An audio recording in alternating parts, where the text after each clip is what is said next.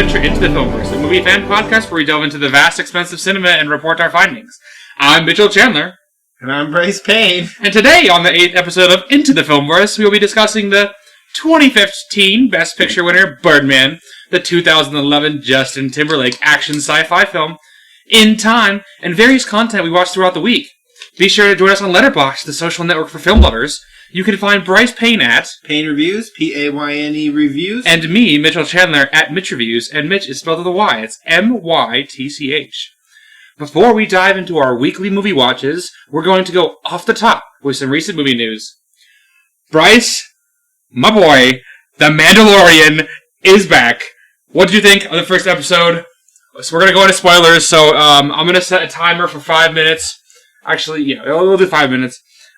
So feel free to skip ahead for 5 minutes, starting... Why can't I do this? Hold up. Where's my timer? That is... Nickelodeon. Okay, starting now! Bryce, what did you think of the first episode of Mandalorian? I thought it was a slow build-up to a really good ending. Okay. That's just, I don't know. We'll start with the ending first, because Boba Fett is back, right? Or at least it's rumored that that was the actor that played Boba Fett, right? But it's basically confirmed, because, Boba Fett, this time period, about in his 40s. Right. And clones, as we can see, Rebels are in their, 60s. And right. That guy did not look like he was in his 60s. Plus, I know the clones age a lot faster than normal. Double. Right, exactly. So and Boba Fett is an unaltered clone. Exactly. So the only one left that could be even alive is Boba. So we're pretty sure it's Boba. Well, Rex... I didn't know it was Boba, though. Rex is still alive in Return of the Jedi. Oh, is he? He's a background character. Dave Filoni confirmed that. So, clones are still alive. They're just rare. So here's the thing. They're all really old. If it is Boba Fett, I'm sure you'll obviously know who that is. Captain Rex, though, you won't really know unless you watch Clone Wars or... I'm pretty sure, was he in Rebels at all? Yeah. Yeah, he was also in Rebels, so... But we're pretty sure it's Boba Fett, especially because his armor was in there. I didn't know it was Boba Fett. I was like, who is this guy? Who's this random old dude? I was like, Boba Fett's back. He's like, who? Was that who that is? I was like, you haven't seen the original trilogy, have you? But I want to say, this is probably my second favorite episode of The Mandalorian, behind just the last episode of last season. No, it's not even close to that for me. To me, it's just everything about this show, everything about this episode was just spoke of Mandalorian to me from the beginning of him, defeating those people that he tried to get information from, and they tried double crossing him. I do like how everything we basically saw in the trailers was in this episode. Yeah, everything we saw in the trailers was just hey, this is the first episode. Yeah, it was fucking crazy. It was. Oh god, seeing a crate dragon.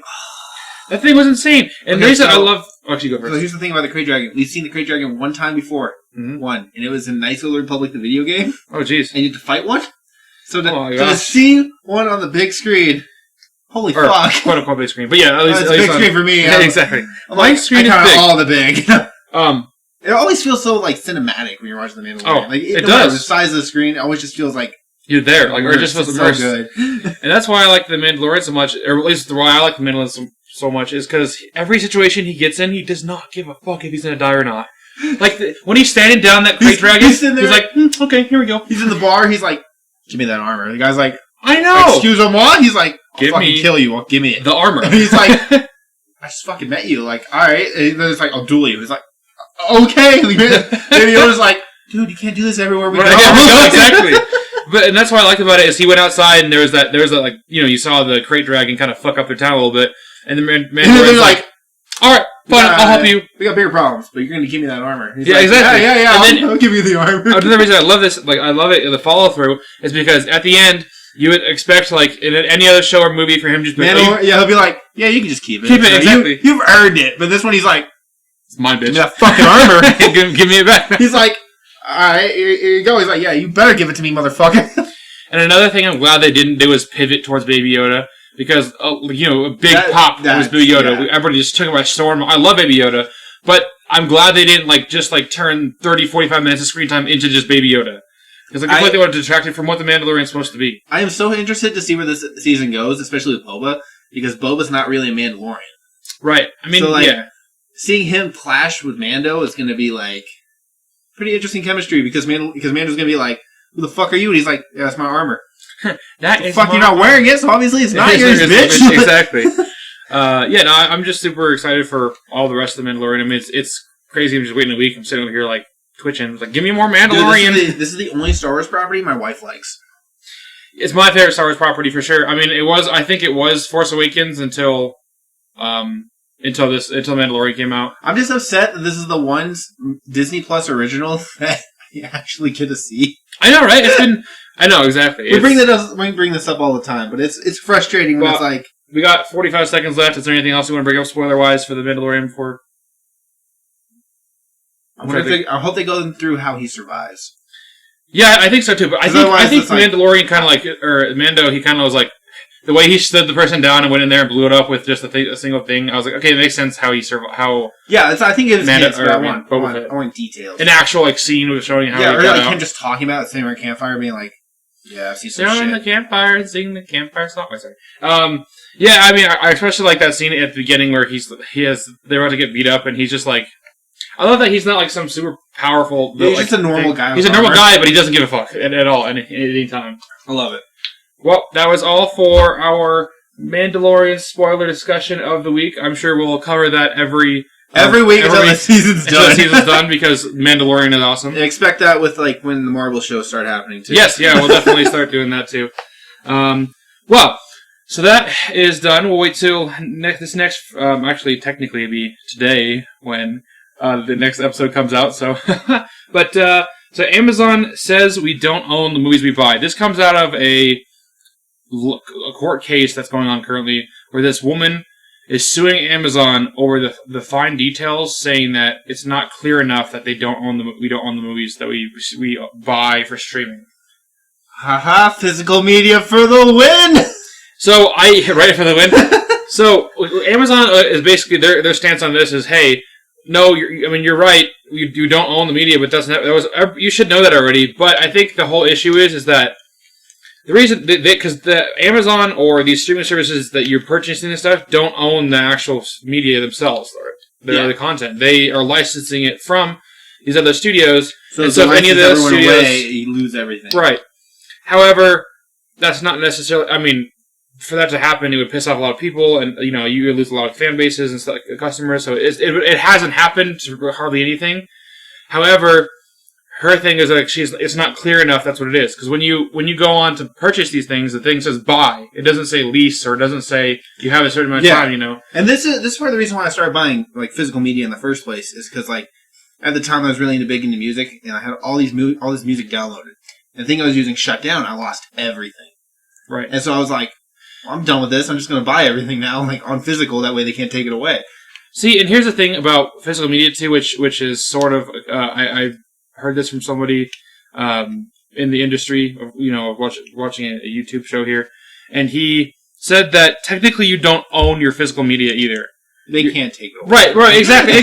Like it's easier. It would be easier to like pull something off streaming than it would be to actually physically go to your house and take it. House, you have a copy of Iron Man. Right, but technically you don't actually own the physical media. So it's like in the same sense that you don't technically own your streaming stuff, you don't technically own your physical media. You're licensing that to have that product in your house. It's really like kind of dumb because he's like the thing is like they're never going to actually take away your stuff. And I guess that's Amazon's thing. Amazon's stance is that this woman that put in this lawsuit against them, she hasn't even lost any movies from them. She's just like, I noticed this and I don't like it. And not only that, after she started the lawsuit, she's bought like 19 more movies from them. I was like, your point is they're dumb, lady. You can't make a lawsuit. However, really the main reason I bring this up is because it's just like in the world of streaming, it's very important to say, hey, do you actually own the media that you buy? That's why I like my physical stuff. I'm like, it's on the shelf. They can't. Yeah, I agree with you. But for me, it's like, okay, what? Let's just say in 20, 25 years that service, or loses the one movie I can't watch anymore, so I have to buy it again on a different platform. Well, I mean, it goes for 20 years for me to actually have to buy it again, and it's just like, okay, fine. I guess for the convenience of just being able to have it at any time, and not only that, but it's like.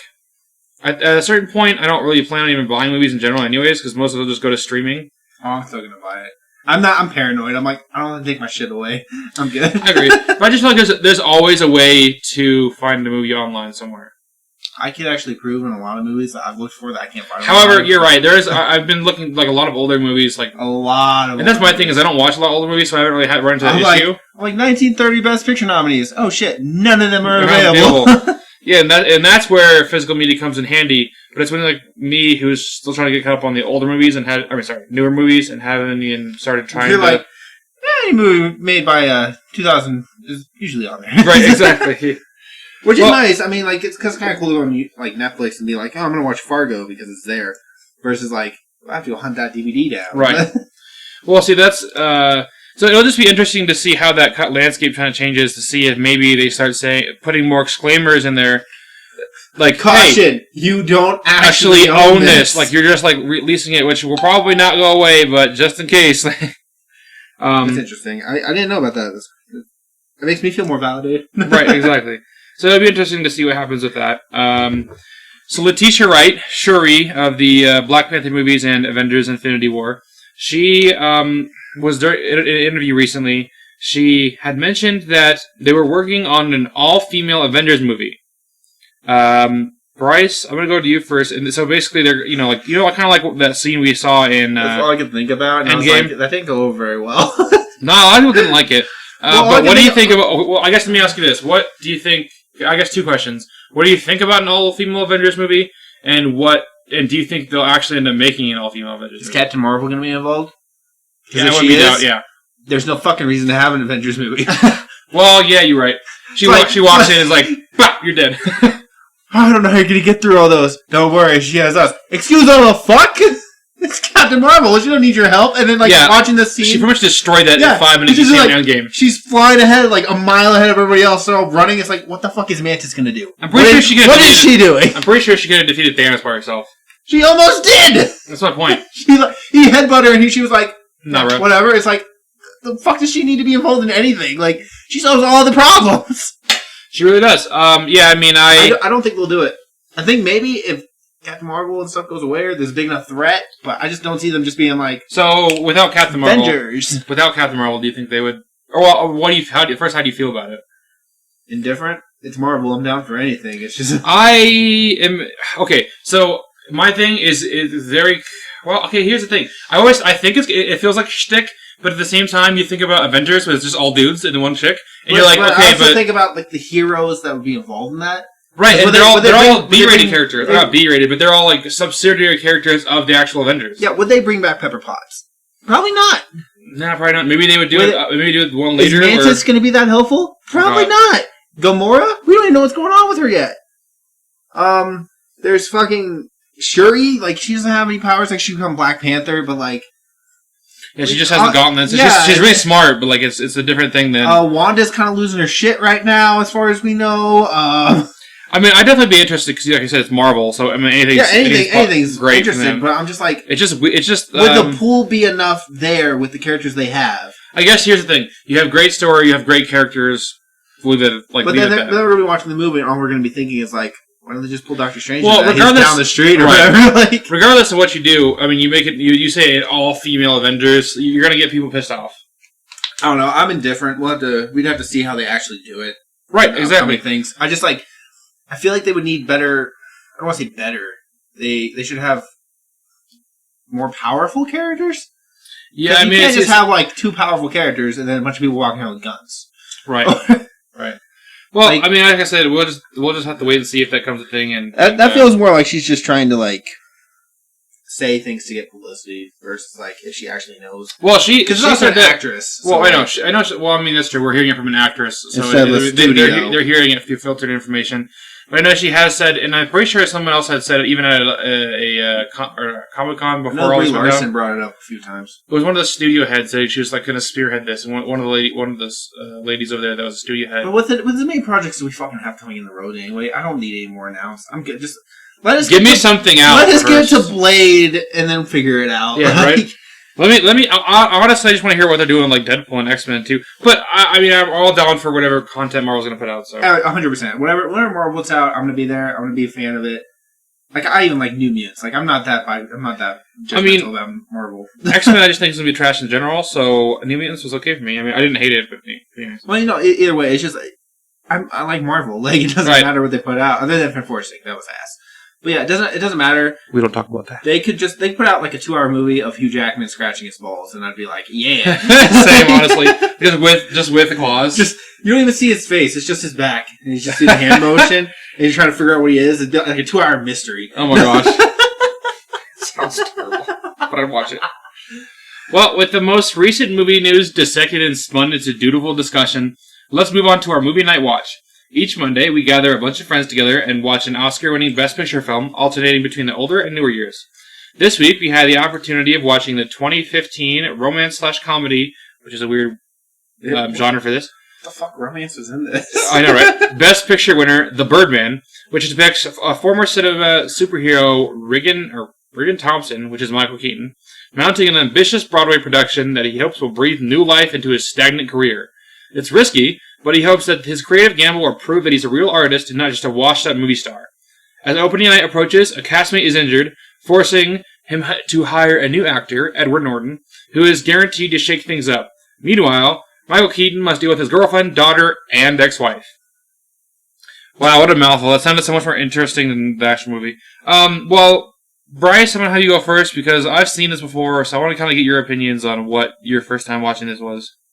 It's a little jarring. It wasn't really it wasn't what I thought it was going to be. And funny thing is, I even told you that it wasn't going to be what you thought it was going to be. No, but I expected more psychological shit. Like, right. He's struggling with the coming to like realization of like he's no longer a famous actor. He's no longer Birdman or whatever. Because that's what I thought it was about. Because like everything has Birdman following him or whatever. Right. Even in posters, and then you're watching it, and you're like, "This is about a play." That's all. It was about one play.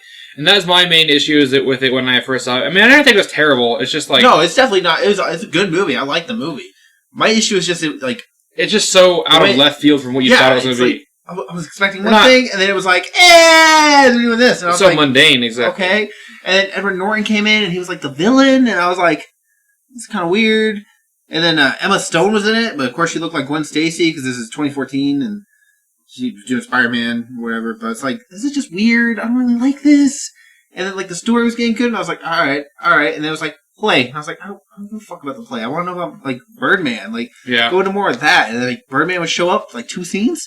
Yeah. And it's like, where's the psychological shit? Like, this is just him being like, my play's failing. Yeah, you could be Birdman. And it's all a metaphor to him being Batman, the whole fucking movie.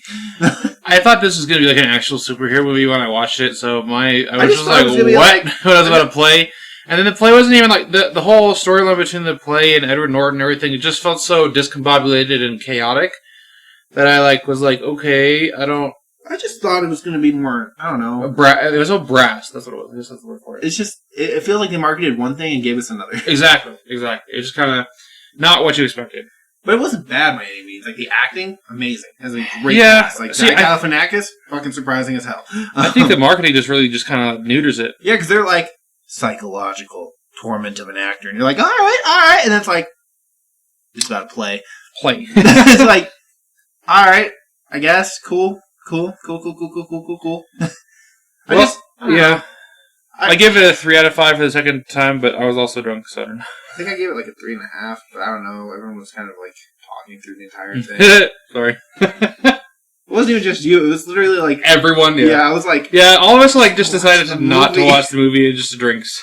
That's because everyone already showed up. But I've seen it. I had seen it before, so that's my defense. I would definitely watch it again just for the cast. Just I would watch. I don't know if I would watch it again by myself. I don't know. I mean, I just wish there wasn't so metaphorical to like Michael Keaton playing Batman. They're like, you paved the way for all these people. It's like, Jesus Christ, can you get any more on top of the nose? Like, stop. Stop. It's like, all these metal people, he wouldn't be here if it wasn't for what you did. It's like, bro, they literally just got Michael Keaton in this because he played Batman. Like, that's the whole reason they're like, hey, you want to play Birdman? He's like, yeah, what's he like? It's Batman. Yeah, honestly, I don't know why I don't like this. As a bird. I don't know why I don't like him in this movie that much. I really, like, everything else I've seen him in, I really enjoyed him in, but this one I don't. It almost feels like he's just like was forced to do shit. Yeah, it feels like he's like pushing too hard on this film. I don't know why. But after pressing pause on the small screen and falling back into a leather recliner with a bubbling cherry coke, ready to experience cinema as it's meant to be presented, Bryce and I watched V for Vendetta. V for Vendetta. I was like, Bryce and I watched. We had the luxury of seeing V for Vendetta in cinema this past weekend. Yeah, we had the luxury of sitting, right? Oh my god. That was terrible. Yeah, okay, so our local AMC is not good at all. I mean, sure, there's AMCs in other parts of the country that are good, but I only have one AMC in my town, and Cinemark, which is the usual theater we go to, wasn't playing V for Vendetta, which now they are, by the way. Oh, great. Of course, yeah. But so we decided to go see it this weekend because I hadn't seen it in a long time, and I just know I know it's a good film. I've never seen it at all, so I was like, yeah, let's go. And their seats are still back from like 2007. They're not even 2007. They're like 2001, dude. Yeah. I remember watching like Revenge of the Sith. That one, exactly. They're like the ones that don't recline. They don't have that comfy. They're just like the cloth. The chairs next to you is literally like you could like breathe on their heads. You're like inside each other. And I was like, oh my god! I remember when this is like my childhood of cinema right here But I was like, it's the 2020. You should be upgraded. Like, especially after all the money they spent in upgrading the theaters, and they didn't upgrade this one. It's not just that, but like we had a dollar theater in our town for like the longest time, right. And they fucking upgraded. And not only that, but like you think that they're still charging these premium prices. I mean, not for V for Vendetta, but just outside of that, they're still charging these premium prices for dude. It is like the regular these theaters, and I'm like, this is not okay. This should be like discounted tickets because you're not getting the same experience. Like, I can't tell you how much we had to, like... I think at one point Mytchel was laying down, like, just... Like, I was, yeah. sitting there, like, trying to get comfortable because the seats are so ass. And they are. I know you guys watch movies in theaters. You know what I'm talking about. The seating has to be comfortable or else you have a miserable time. I could not get comfortable to save my fucking life. And V for Vendetta is like a 2-hour and 20-minute long movie. Yeah, it's a long movie. So it's like... It's not long, really, but as you sit there and uncomfortable, it's like, oh my god, I cannot. This needs to end. It's like these chairs need to be. My legs started going to sleep. I was like, God, this sucks. Like, at least if I'm home, I can kick my legs back or whatever. But like, this theater was just like, yeah, you like movies? Here you go. And I'm like, I like movies, but like, bro, I like being comfortable while I watch my movies. Exactly. But okay, so aside from the terrible theater experience, what did you think of V for Vendetta? I thought it was good. It surprised me with how. God, I say this about a lot of movies we watch about, like, revolutions, but how relevant it is today. Right. No, I mean, honestly, anything probably the amount of, well, we want to talk about political stuff, but yeah, it is kind of relevant for today. The first even scene, I was like, what? I was like, is they just speaking today? They're like, yeah, you know, disease runs rampant, like civil turmoil. Civil turmoil, exactly. I was like, wait a minute. Damn, this is, when did this come out again? Okay, can we discuss Natalie Portman's shitty British accent? Because it is so bad. I probably have deaf ears when it comes to accents because I don't really pay attention too much. She stood out so much with everybody else. And like Hugo Weaving plays V. Right. And he didn't even try an accent. He was just like, yeah, I'm going to play this character. And I was like, why couldn't she have just done that? Like, no one would have cared. Yeah, you're right. I mean, I don't remember the accent too much, but it's always weird when actors don't have the correct accents, or they don't keep them up as well. For some reason, British people can do really good at American accents. Yeah, but we can't. American people cannot do British accents. Yeah, that's one of the things. Like, why don't you just get a British actor to do the movie, bro? It's like, I know Natalie Portman's cool, but there's a lot of British actresses out there. Like, you could. Every time I hear Natalie Portman, I just like get the sigh of defeat when I think about Thor. We're gonna have to see her again in two years. I know. But I'm hopefully, I'm kind of looking forward to that one though, because at least she's something different. Anyway, V for Vendetta. I found V to be a very Batman-like character. I love V so much, dude. Like, okay, I don't remember. I watched this movie a long time ago. I don't remember a whole lot of it, and I just loved every scene V's in, and he's like doing something. He's so sassy, man. He's like, okay. I thought he was a villain though. Like, you know, you always see the masks, and I just always thought he was like some sort of villain. Yeah, but like I don't know. It's like you see, I know Anonymous uses the mask. Who? Anonymous. He's like right. Yeah, he uses the V mask, and I just always was like, well, because he frees the people. Like, that makes sense. But it's like, before I seen this, I didn't really know anything about the mask or what it meant or anything. I was like, I just kind of assumed it was like an ominous like thing. Yeah, I didn't know he was so like. I figured when he showed up, he'd be kind of like just brooding and wouldn't say much. But no, he was so sassy and like. Like Harry's revolution, like the V's. Right, I love the V's, dude. That scene was so funny because you just looked so fucking out of it. He was like, and then violence, validation. And you were just like, fucking Christ, dude, stop. Like, yeah, I was like, bro, how many V's are you gonna say? I don't know what you just said. And he's like, but man, that's my favorite. She's like, wait, who are you? And he's like, that's hilarious. You just asked a dude behind a mask who he is. It's like, nice. Exactly. And I was like... And I really liked, like, the villain and how much he, like... This is gonna sound horrible. You're gonna know my political stance the minute I say it, but he said he was so much like Trump. Yeah, he was very much like that. He was like yelling. He's like, "They do what I want," and you're like, "Damn, that sounds really familiar, don't it?" Really familiar. I really enjoyed Second in Command. It's just like, honestly, I want to see more. I wish I could see more of him because well, I mean, obviously you can't now, but yeah, for spoiler reasons, right? Exactly, but. Just every scene he's in, especially the action beats, I just love it so much. This movie had like the weirdest like beats. It was like really slow, and then V would show up and it'd speed up, and then he'd leave. And it's really weird because like there's some scenes where it's just like whenever he's not in it, it just moves like snail pace. It's weird. You're like sitting there watching it. You're like, "Come on, Natalie, do something." Fuck. Yeah, you like poke over a stick. Come on, do something. And then V shows up and he's like, "And swing my trench coat around, pull out my knives, and slash people's throats." You're like. Yeah! Action! Verbatim vitamins, vicarious volition. And she's like, yes! That's exactly what I wanted to do! And he's like, verily. Do you get the Stockholm Syndrome?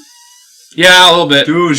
There's a lot of Stockholm Syndrome going on there. He imprisons her and she's like, I love you. And it's like... He's like, yes, I've loved you too. It's like, you don't even know him! And I was like, stop! I was like, ooh, that's creepy. But overall, the staple of cinema, I would definitely say. I get why so many people like it. Yeah. I don't think it's something I would just like, I'm gonna watch V for Vendetta today! I'm gonna put it on once in a while. I mean, I'm definitely gonna make it a regular thing, not something every 5th of November. No, I'm not watching it every 5th of November. Remember the 5th of November. I got movies I watch a lot, but... Bro, that's tomorrow! Or, well, actually, technically, if you're watching this, wait, hold up.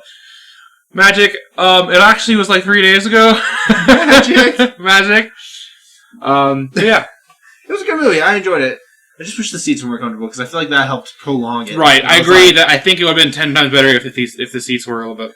God damn it, Cinemark, why you gotta wait 2 days? That's why I want to watch it again just at home to see how it like transitions from... Yeah, dude, because I can imagine like sitting there in my like how pajamas. I want to see how much of my boredom / like was just the seats, exactly. Or the atmosphere. You guys don't understand how much these seats suck. They're so bad. We got in there, and the first thing we did was look at the seats and went, "Oh no!" We sighed on the way in. I looked at my popcorn. I'm like, I don't want this anymore. Yeah, because he got free popcorn for his birthday. He finally got to use it because theaters were closed, and then it's like, and the minute you enter, you're sad. Right. Oh man. Well, after that was what we just read. Okay, after venting our vilified views to the vicarious variation of vehement videography, we venture on to some of our weekly movie watches. Bryce, I'll have you start. So you have watched... I watched some shitty Russian cinema. You can't even imagine. Oh, I wasn't gonna go there, but alright. I'm gonna go there. Okay. I'm working my way through the Criterion Collection, which I think we mentioned before, but it is like, I think at like spine number 1054. I'm at spine number 94 as of right now. So Criterion films are... a collection of like, important cultural movies that this collection thinks that people should watch. And they're movies all the way from like the 1920s all the way to like now. And there's how many again? 1054 as of last week. Oh, okay, cool. But I watched Spines number 86, 87, 88, and 89. God. And I say spine numbers because the box set itself counts as spine number. Right. But I'm not going to go too in depth with these movies. They're called Alexander Nevsky, Ivan the Terrible Part 1, and Ivan the Terrible Part 2. They are the most Russian-filled propaganda crap I've ever watched in my goddamn life. And I hated every second of it. Like every second. Why? I mean, why is there not any like? Dude, it's propaganda, bro. It's literally a line in there that's like, "Well, many of you may die, but it is for the motherland." It's like, are you fucking kidding me? And this is before World War II started, and so like ton of Nazi imagery of them like killing Germans, and so like they had, like the German generals will show up and they have helmets with like hands on top of their helmets. For like, Hitler salute. Oh my god. And I was like, well, that can't be fucking blatantly obvious, isn't it? That can't be blatantly obvious. And all I could think about was like, they had a peace treaty with Germany for like 5 years after this fucking movie came out. Oh my gosh. That's not creepy at all. And who like, I don't know, it's just weird. My thing is like, okay, why would you put that in the Criterion Collection?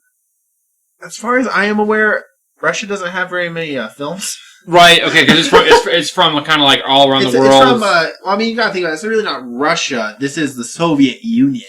Right. Well, so, I mean, but as far as Criterion films, they put throughout the world, not just like U.S. So, like, they have a lot in France and Japan. And so Italy, even if it's like messed up, they still put it in there because it's like important to that. Yeah, culture. I think important. As of right now, I know there's only the 4 movies I've seen in Russia. From Russia in there, other than like a silent movie called The Phantom Carriage that's really good, but we won't get into that. Because you said, what was that one film that was in that movie we watched that was like super racist? That doesn't help me at all.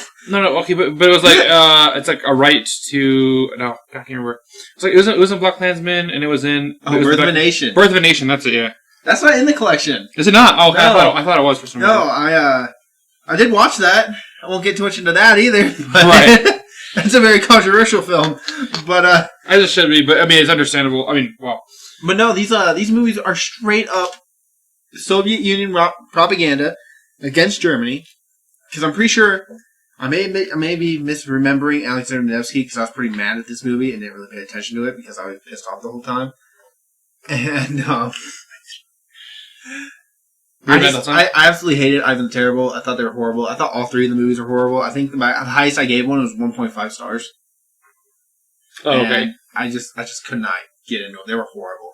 I was like sitting there and like when they finished, I was like, thank fucking God. But you did watch Bong Joon-ho's Parasite again. I did. Not gonna get into that either, but it's on in black and white due to the Criterion Collection. It's pretty good. I want to say it was as good as the first 2 times I watched it because like.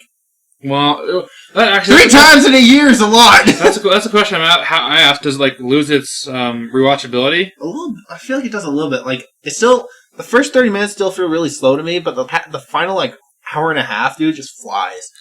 I can see the minute that you're doing the Peaches thing, mm-hmm. it just fucking flies. Right, it just zooms.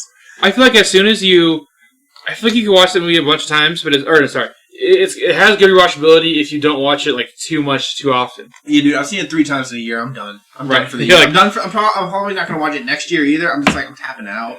I've seen it too much. Oh, we do need to see some more Bong Joon-ho films. So that dude's amazing. I have 3 left to watch. Snowpiercer. I need to see. I need to watch Snowpiercer, Mother, and Barking Dogs Never Bite. You watched Okja? Ever seen that? Yeah. Oh well. It's not as good. It's very Americanized. That makes sense. Yeah.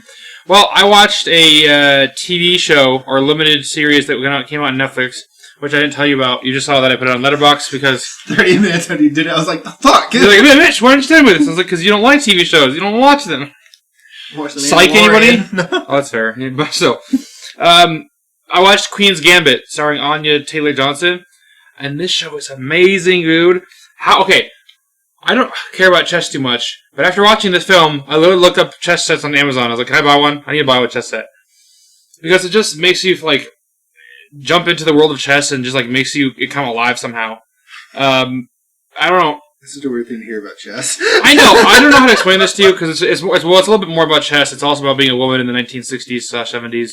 It's about motherhood. It's about responsibility and orphans. I know that my little sister watched it, and she really liked it.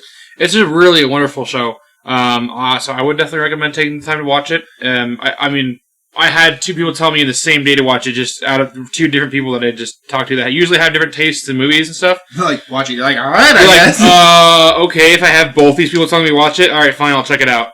And after, like, episode 1, I was just hooked. Just bam, right off the bat, so... I know I watched like a couple scenes of it when my sister was watching it, and I was like, I was honestly a little turned off too because I was like, this is also you gotta understand. I was like in the middle of like she was already in the middle of episodes, so like I have no context, and I was like, weird. Why the fuck are you watching some girl play chess? Right, exactly. I mean, and I was also a little like just not into it because Anya Taylor-Johnson. The first time I saw her was in New Mutants, and I did not like her New Mutants. You didn't see The Witch? A long time ago, but I don't remember that. But she must have been a kid then in The Witch. She was the main character in The Witch. It's a teenage girl that was seeing the goat and shit. Yeah, it's been a long time since The Witch. I don't like The Witch. How long was that? Was like 2016. Really? Yeah. Huh. Not that long ago. It feels like forever ago, but I didn't like that movie. So I guess that was an era from where I just think all movies are the same, or not all the same, but just like it was like The Witch makes no fucking sense to me. So like I can see that. No, I don't think I like that movie much either, but. I didn't like it, and I didn't like The Lighthouse. The director's just not for me. I love The Lighthouse. Well, I don't love The Lighthouse. I don't like it. It's like... Also, I was drunk when I watched Lighthouse, but it really turned me away from it. I was Pattinson and William Dafoe is part of the reason I really liked it. But otherwise... Do you know Robert Pattinson's first scene he had to film in that movie? Huh. Masturbation scene. Oh my god. No, that whole scene... Every time in the theater, the director was like, alright, man. You gotta get busy. He's like, okay. He's like, he just puts the record on. Just... Oh, and that was real, by the way. That wasn't fake. That wasn't him, like, pretending to masturbate. He literally had to get up there and masturbate in front of everybody. He just mashed it in front of everyone. He just did. He did the monster mash. He sat there, put the fucking blanket on. He was like, alright, let's do it. Hey, Robert, you want to be Batman? Get on stage. When I press record, you're going to prove to us you can be the Dark Knight. He's like, so, I got a proposition for you. You want to be Batman? But no, just something really, you need me to do for you. I'm really interested in watching The Queen's Gambit. I don't know if it's something that, like, I'm going to You ever heard of mermaids? Sorry. I don't know if it's going to be something I watch anytime soon, but, like... I would really, for sure, at least try to check out the first 1 or 2 episodes, just so that way, I mean, usually when you check out 1 or 2 episodes, you get hooked, but didn't happen with Psych. I did watch another movie. Mainly, I'm just going to bring it up just because we brought up Birth of a Nation, because it stars an actress in that. Sure. It's from 1955. Okay. It's called The Night of the Hunter. Night of the Hunter. It was labeled as a horror movie. What was not a guessing? Not really, no. It's pretty fucked, though.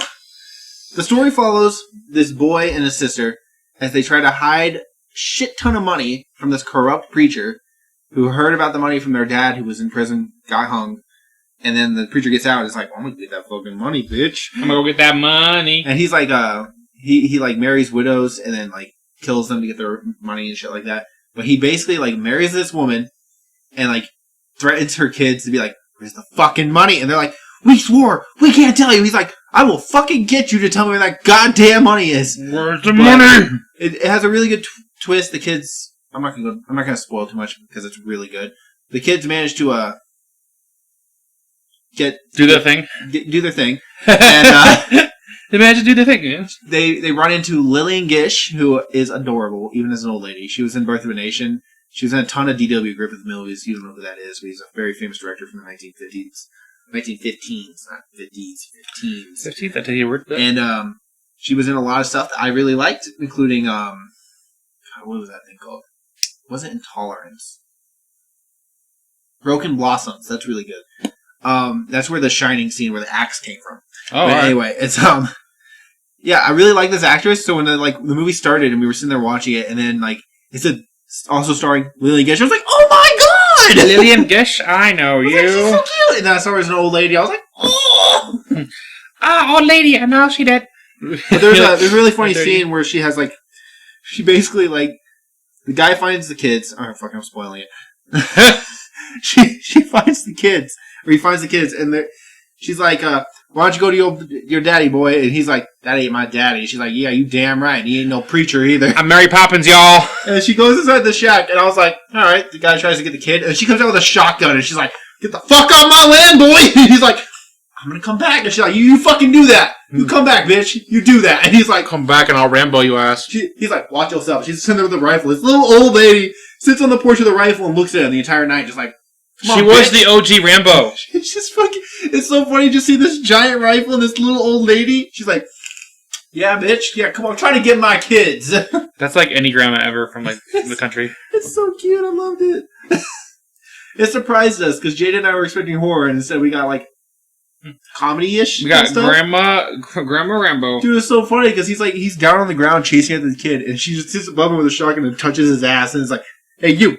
Get up. And he like gets up. He's like, looks at her like angry. And she's like, shotgun. He's like, all right. You win. I ain't got no shotgun. You win. I'm going to come back. Oh, he has this little switchblade. She's like, yeah, you fucking do that. You come back. She's like, I got some rocket power back here, boys. Well, yeah, it was a pretty good movie. Night of the Hunter. Night of the Hunter? Night of the Hunter. Night of the Hunter. Okay. We will be sure to check it out. It's really good. I liked it. With our thoughts on the various content we watched throughout the week spiraling into the Filmverse, let's move on to our Filmverse feature. Each week, before our podcast, we watch a film that the other person wants to share. Last week, I chose the 2011 action sci-fi starring the Dream Queen himself, Justin Timberlake. titled In Time. And In Time it takes place in a future where time is money and the wealthy can live forever. Justin Timberlake, a.k.a. Will Salas, is a poor man who rarely has more than a day's worth of time in life on his clock. Makes sense. When he saves Henry Hamilton from the time thieves, Will receives a gift of a century. However, such a large transaction attracts the attention of the authorities, and when Justin Timberlake is falsely accused of murder, he must go on the run, taking the daughter of an incredibly wealthy man with him. Bryce, your first time seeing In Time, what did you think? This is so predictable. It's predictable. Predictable. We predict what you're going to say. We were sitting there, and I was just like, yeah, and then the guy was like, yeah, and Mytchel was like, oh my god. I was like, I'm not even trying. we literally predict. I mean, Bryce was sitting over here like, this is going to happen. And then it happened, and it happened, I swear, 20 times. We're just like, oh, this is going to happen. And it happened. It happened right after I said it. I was like, sitting there, it's like, oh, you took my daddy's money. And then it's like, yeah, you took my daddy's time. Right, like, exactly. Same thing. Exactly. And it's just like, even lines they were going to say. But the thing is, even though this movie is so predictable, it's still enjoyable. It. Yeah, it's like, I was so interested in like the concept of the whole thing that like it made some of the bad acting, right? The bad storytelling, because let's face it, like the whole concept of like them getting like it's just like a future day Robin Hood. That's all it really is. It's really all it is. But it's just like he goes from like District 12, I think that's what. Dude, this fucking Hunger Games. Wait a minute. District 12. He does. You're like dun dun dun. It's like just sitting there like mid talk, like District 12. The fuck? Hold up. Hold the freak up. Like, it is, though. The District 12 is poor, and then District 1, or 4, whatever one, is, like, all rich. Dun, dun, dun. No, this film is so kind of, like, plain Jane, derivative. Nothing really new, but just spun in a different, like, in a fun, like, light. Yeah, I was like, it doesn't bring anything new to the table we haven't already seen. But the concept of, like, you can see your time on you, and like we're thinking about that all the time. Like, I have to be fucking terrible. And Will Smith. I mean, not Will Smith. Jesus Christ. Will Smith. It's a totally different movie now. That is a different movie. It would have been better with Will Smith. Actually, it really would have. They should reboot it with Will Smith. No, Justin Timberlake. I don't know why, man, but I just really love just seeing Justin Timberlake in a movie. I'm not a big fan of Justin Timberlake. I'm just like, he's okay, but I hate it when I'm going to say this, and it's going to be so controversial. I don't like it when there's like musicians trying to become actors. No, I mean, that's fair. I'm like, this isn't your scene. I mean, that's really fair because a lot of it's like they're not really actors per se. They're just, they're actors in a certain sense, but they're not like movie star actors. Yeah, and I think of like Machine Not Gun at first, Kelly anyways. being in like Bird Box and all that other shit. Was he really? It's like, really, dude? He was in a Rolling Stone movie. But that being said, wasn't Awkwafina a singer before she started? I don't know. I think so. I only know Awkwafina from movies. No, I think she was a singer before she started doing movies, but she's an amazing actress. I've only ever seen her in Ocean's 8. Oh, well then, I don't know, I haven't seen that, but she's in The Farewell, which is supposed to be really good, and I still haven't watched it. Sweet, well, so we both thought it was pretty good, although predictable. It's so fucking predictable. It really is. It's bad when I'm just sitting there like fucking around, not even trying. It's like, I would say, let me guess, he drank himself to death, and Mitchell's over here like, he's like, yeah, you're right. You already know it's true, bro. I was like, I'm not going to even front and pretend. Like, you just guessing right off the bat. I'm telling you for sure, you're right. He's like, here's 10 decades. Oh, yeah, he's going to go drink himself to death. Yeah. Yeah. Well, I would recommend. It's not as good. It's not as good as like what I remember it being. No, it's not a bad time. It's not a bad hour and a half to spend. Yeah, I would say if you have it laying around somewhere and just kind of like you want to see Justin Timberlake, see what he can do in acting, and just see some cool concepts of movies. Yeah, it's definitely not a horrible way to spend an hour. This is where I like to see one of those movies where it's still very, I want to say, paint by numbers and very formulaic, but every beat works. Yeah, I like seeing that. But even though you can predict everything, you still don't mind because it still works. Yeah, don't expect Parasite or like any masterpiece kind of thing. Like the average person should be able to see where this movie's going from the beginning. Yeah, unless you're dumb. But well, like I said, that's the average person. If you're below average, then you wouldn't be able to see it. Yeah, it's like. But I'm assuming all of you watching the show are above average, so you'll be able to notice right off the bat. It's so good though. It was. I was like, I enjoyed my time enough that I didn't hate it. I didn't give it any like. It's probably a 3-star for me. It's an average movie. I would say so too. I think it used to be a 4-star for me, but now after watching it again, the experience I've had with other films. It's kind of... You're like, I have matured my taste. Yeah, I'm sad. I'm a little sad because it used to be one of my favorite movies as a kid. Or, well, I guess as a younger person. But now it's just like, it's good, but not on my favorite level good. It's not up there with some of these other movies I've seen. Exactly. That was my pick we had for this week. Bryce, I know you picked a film for next week. What do you have on your radar there that I probably won't? You'll have no idea. I had a lot of struggle picking this week. Okay. I have a lot of movies I want to watch. A lot of them are supposed to be really good. It was kind of a toss-up between an American film versus a foreign film. I was like handing. I was like, do I really want to read subtitles next week? Not really. Not really. But I chose a 2006 movie. Okay. Called Old Joy. Old Joy. It is about two friends who have disconnected throughout their life, and one of them is now an expecting father, and he has decided to reconnect to go on a journey through the wild. You know what? I mean, that actually doesn't actually sound that bad. It sounds very. It's a low budget movie, but some of those are the best movies though. It's an independent film, though. It's not from a studio. It's an independent film. All right. Well, I am definitely down. I like seeing it. I like opening up my horizons to different types of cinema. It's also fairly short, as you usually do. I'm over here like, I'm gonna pick this mainstream movie that. No, but it's a fairly short film. It's only an hour and 16 minutes. I saw that 73. Yeah. So not bad runtime. It's almost a little too short. I mean, not too short, but like really like. Yeah, it's almost really short. Right. But it's supposed to be really emotional. I've heard good things about it. I've read a lot of good reviews. I'm excited to watch that, especially because I've never seen it. It's just know it's in the Criterion Collection. Well, I'm looking forward to that. I can stop picking movies in the Criterion Collection because that's all I look at. I'm over there. I'm like, what haven't I seen yet? Like, what can I watch that Mitch hasn't seen yet that will probably be good? It's like, I'm like looking at movies. I'm like, this one says it's one of the greatest films ever, but 8.5. Man, but a lot of those movies say that, and they're not. I always look at like they're through time, and it's like. It held up for 50 years. It's like, but it's not that great, though. Did it really hold up for 50 years, though? It's like 8.5 was just trippy. And that's but really, 2006, you can't be too bad for 2006. I mean, you can't, like, your technology is a certain way. No, this one didn't be, like, greatest film ever. It's just, like, it's a fun movie about two friends trying to come together and relive old times. You said it was a father and a son, right? I think it's just two friends. Oh, two friends, sorry, okay. I think it's just two friends. One of them is an expecting father. Oh, an expecting father. That's why he chose to go on a journey with his friend and like reconnect. He's like, yeah, I'm expecting a baby. I'm gonna ditch my wife and go on a journey. I'm excited. It seems something that I normally wouldn't watch. Which is kind of why I want to watch it. Yeah, I'm definitely looking forward to that. So, well, thank you guys for joining us as we talked movie news, shared our thoughts on the season 2 premiere of The Mandalorian. If you paid attention to that. Plunged deep into the filmverse with V for Vendetta, Queen's Gambit, and drank from the well of infinite movies while watching the Birdman and In Time. New episodes come out every Friday, so be sure to follow us and turn on notifications to get updates every time we post. You can stay connected with Bryce Payne at Payne Reviews, Payne Reviews. And you can stay connected with me, Mytchel Chandler, by following me on my various social medias at Facebook and Instagram at author Mytchel Chandler, on Twitter at Mytchel Chandler, and on Letterboxd at Mitch Reviews. And Mitch and Mytchel are spelled with a Y, so it's Mytchel. That's all for this week, our fellow cinephiles, and until next time, Excelsior!